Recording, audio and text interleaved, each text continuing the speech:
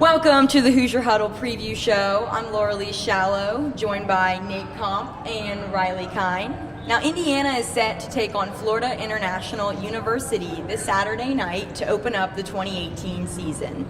This past week, Coach Tom Allen named Peyton Ramsey the starting quarterback, and earlier this week, Brandon Dawkins announced he's leaving the program. So, Nate, what are your thoughts on Indiana's quarterback situation going into the first game this season? I think the best part of the decision by Tom Allen is just the fact that we're going to have a quarterback behind center that does have experience in games, and that's the best thing for Indiana, I think. Just because Ramsey has played before, he actually beat out Richard Lego last year, so he's shown that he does have talent. He had the great game last year against Virginia that really showcased his skills. So I think with the year of experience, the year of strength and conditioning, he was probably the safe, smart choice going into week one. I'm pretty excited for it. I'm hoping he can do well.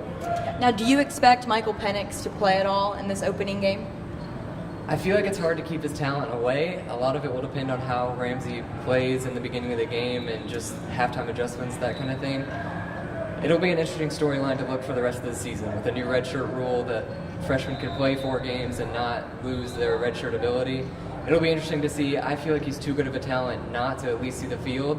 So it'll be interesting to watch. Another storyline heading into this week's game is Morgan Ellison. He led IU in rushing last season, and the program announced he will be suspended indefinitely. Rylie, how big of a loss is this for IU? Obviously, it is a big loss to lose the leading rusher, but at the same time, I think that the running back room is so deep that they're going to be able to replace the yards, everything that Morgan Ellison put up last season.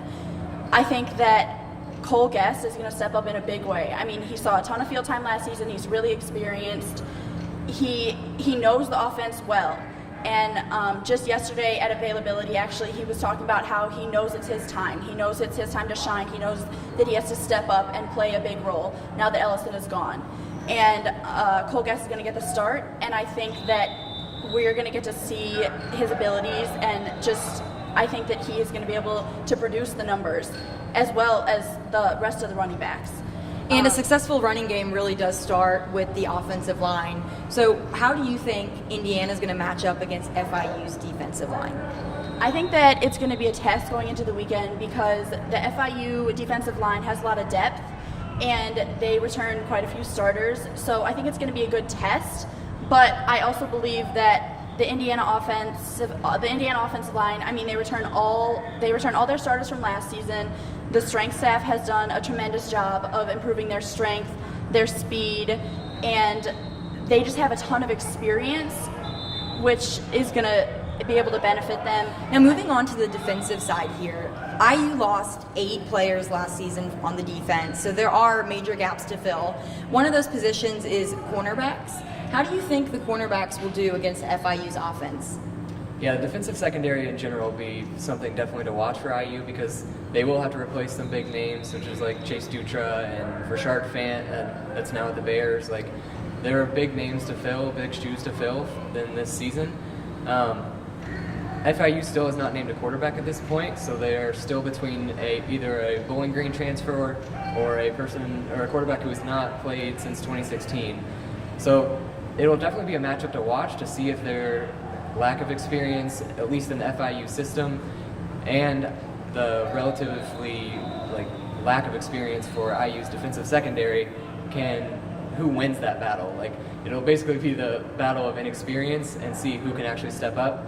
And IU secondary will definitely have to watch Jonathan Crawford to step up and be the senior leader for that defense because he has the most experience. He'll have to be a vocal leader this year.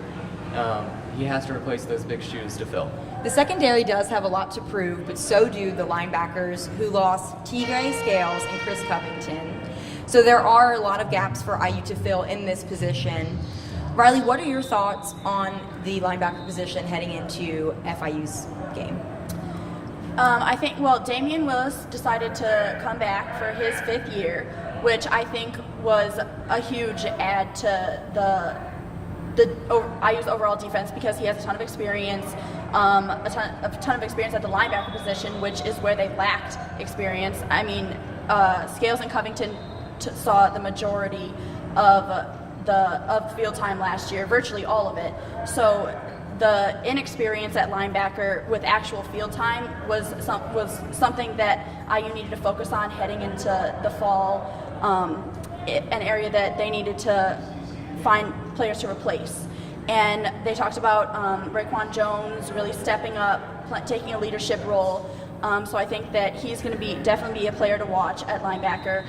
There are a lot of players who have the ability at linebacker, but not a ton of experience. So I think that taking on this first week against FIU, it's going to be a good test. They're going to be able to see where they're at exactly with this linebacker group and with the overall defense in general. They're just so young. So I think that a game like this before heading into Big 10 play, it's going to be good.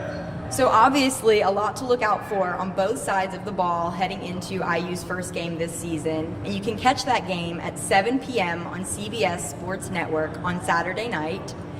For Rylie, Kyhn, and Nate Comp, I'm Lauralys Shallow, and we are Hoosier Huddle.